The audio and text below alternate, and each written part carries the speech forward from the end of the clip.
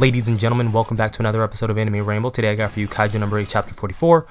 What is going on? Well, this chapter is a 10 out of 10. Everything that we got with Kikoru, everything that we got with her mother, just all the development, just so much in one. And like, this is the beginning of a very long flashback, I hope, for Kikoru and all of the Shinomiyas, because we need to know more about the family. We need to know more specifically about the incident that happened with Kaiju number 6, because we didn't get any of that really this chapter, and I'm going to talk about that a little bit later. But what is going on with this chapter? Well, if you remember where we left off with the previous chapter, Kafka is still unable to transform. He can handle a partial transformation just fine, but whenever he tries to go full kaiju and do a full takeover, something is stopping him. Whether that's something psychological, like a barrier that he's placed in his own head because he doesn't want another situation like what happened with the Director General to happen again, and especially not around Kikoru, because he actually does, value her as his partner or as a teammate. He doesn't want to lose control again. So is this something that is self-imposed, or is this a situation where he could have damaged Kaiju number 8 back during the fight with the Director General? In order for him to stop the rampage that number 8 was going on, he had to punch a hole in his chest, specifically where we know Kaiju number 8's core to be. So if he did damage number 8 in that attempt to stop the rampage, maybe all he can do is a partial transformation until Kaiju number 8 has fully healed. It's only been 5 days. Alright, we know that from, like, I think a couple chapters ago. It's only been 5 days since the entire trial happened with the Director General. But Kikoru this chapter has her own theory, okay? She believes that something that Kaiju number 9 is doing, or potentially doing, may be inhibiting Kafka from doing a full transformation. We know from his, I believe, second attack on the defense force, he had a field up that knocked out and prevented communication. Well, is it possible he has another field up or something to that effect that would stop other kaiju from transforming or going against his will? Possibly. At first, he was just controlling ant kaiju, but now this chapter we see that he also has spider kaijus at his disposal, and he just might have the entire animal kingdom at his disposal, if we're being honest. That would be pretty cool, I'm not gonna lie, if he just kaijuifies the entire animal kingdom or other animals. But you see what I'm saying. Kikoru believes that something number 9 is doing is stopping Kafka. He is a man of many plans. He doesn't do anything without having a plan, so I subscribe to Kikoru's theory a little bit more. So at this point in the chapter, Narumi and all of the first division, they're still being held up with their own clone of Kaiju number 9. We didn't get to see them this chapter, so I'm expecting we're going to see more on his end next chapter to come. But we know that they're all doing their thing, and that's why they can't get to him at the time. You have Papa Shinomiya and Kiji just chilling up at the top, watching all of this unfold, and at first sight, his knee-jerk reaction as a father was to just jump up and be like, alright, I'm about to go into battle. But we have some interesting information developed this chapter where you have Kiji, his right-hand man, his brother basically, stop him. And we learn this chapter that by overusing Daikaiju weapons, you run the risk of death, okay? It's very lethal, it's very fatal, alright? And it actually shaves years off of your life. So that day that the Director General stepped in front of Kafka, the day he was going to test him, he wanted to get the blood sample, and basically he gave him the fight of his life. The Director General knew he was going to lose years off of his very old life. He looks like he's pushing 70 already, so God only knows how many years he shaved off of his life. That was a choice he was willing to make, and Kiji reminds him that, hey, you did it once, you really can't handle a second time. So he has to sit back down, and this is where you get the comment where the Director General says, this is a fight for the new generation. In my opinion, you got talked down very quickly as a father, especially as a father who lost his wife in a previous Daikaiju situation. You get what I'm saying? Like, there would have been nothing that would have stopped me from being like, look, Kiji, I get what you're saying, but this is a very personal matter, so you can't talk me out of it. But this ties into a lot that we learned from his wife, right?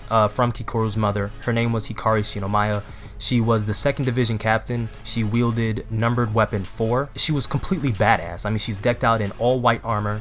This armor is nothing like what we saw from anybody else, actually, because it's all white, but that kind of brings in, a running theme that I've seen. Defense Force members also have different suits. So is it a situation of the numbered weapon isn't just referring to the physical slaying weapon that they have, but also referring to the armor that they have? If you remember back when Kafka and the Director General were fighting, Isao had mentioned he would have been crushed if not for number 2's shield. Well, we didn't see a shield. He didn't actually pull out a shield. There was no barrier that was erected or anything like that. I can only assume that he was referring to his suit as being the shield. So In this case, you have Hikari, and her entire aesthetic has changed, right? We don't actually see her death, but could it be one of the side effects that we have already seen previously? Suits overheating, their bodies overheating. She was using a Daikaiju suit and a Daikaiju weapon. If she was pushed to the max, did the overheating and overexertion cause her death that we see in this chapter? That would explain why the Director General was so adamant about using Kafka as a biological weapon and not as a physical kaiju weapon. He stated that even if they do turn him into a weapon, somebody might not be able to wield him. And really, since that day, they haven't used any numbered weapons. We've only seen 2. Narumi, the captain of the 1st Division, doesn't even have a numbered weapon that we've seen. And Hikari was the 2nd Division captain. So I would at least assume the 1st Division captain has a numbered weapon, right? I would assume all captains do, but maybe that was the time. The situation that happened with Hikari was when they realized, okay, we can't just give these out to everybody. Somebody might not be compatible, and it shaves years off your life. But, you know, she was just such a loving and caring mother, you know. Just talking about her a little bit more, I'm kind of pissed off at the kaijus for, you know, what they did. She comes across as that, you know, she valued her time with little Kikoru, right? You get the shot of a young Director General, you know, and he looks like a regular father, right? But all that changed at the end. When this happens, right, I got to take you through the entire mindset, because this chapter really just makes it all click. And I think why this chapter really mattered was because Kikoru is a main character, and we desperately wanted to know why she acts how she acts, okay? And this gives it all to us, all right? She is holding herself accountable for not protecting her mother. You get the shot of her after a mission, and Kikoru notices that her arm is bandaged up, and her mom didn't want her to see that. Obviously, she didn't want her daughter to worry, but she sees it. And little Kikoru says, okay, well, I'm gonna protect you. And her mom is like, okay, well, I'm gonna protect you. And after this is when you get the shot of the funeral. But in that scene, you have little Kikoru just crying and saying, liar, liar. And she's calling herself a liar. She's not calling her mom a liar, but she's calling herself a liar. She doesn't feel as though she protected her mom, and that's what drives her currently. That's what drives her to say things like, any battlefield I step on, my comrades will not die. Because she doesn't want to feel like she failed again, which is why she strives so much to succeed. And this kind of, again, we started off hating Isayo because we thought he pushed all of this onto her and that she didn't want to do it. This chapter just completely fizzles out that theory. All right, because this is something that Kikoru also wanted. This wasn't just him pushing and saying, you're gonna do this because I want to make sure you're good. She probably went to him and was like, I need to be stronger, I need to train harder, I need to go to the best schools because I want to be able to never let someone die. She always had the dream of joining the Defense Force, so this just rooted her entire foundation and gave her a very dark driving force, but necessary, because you wouldn't have got Kikoru that we have now if not for this situation. But the sad reality of this chapter is when she looked up at the funeral to her father, he was completely and emotionally unavailable. The man was shook, and understandably so. He was there when everything happened. It wasn't like he just came home and heard the news. No, he was on the battlefield with her. This is extremely traumatizing to him, okay?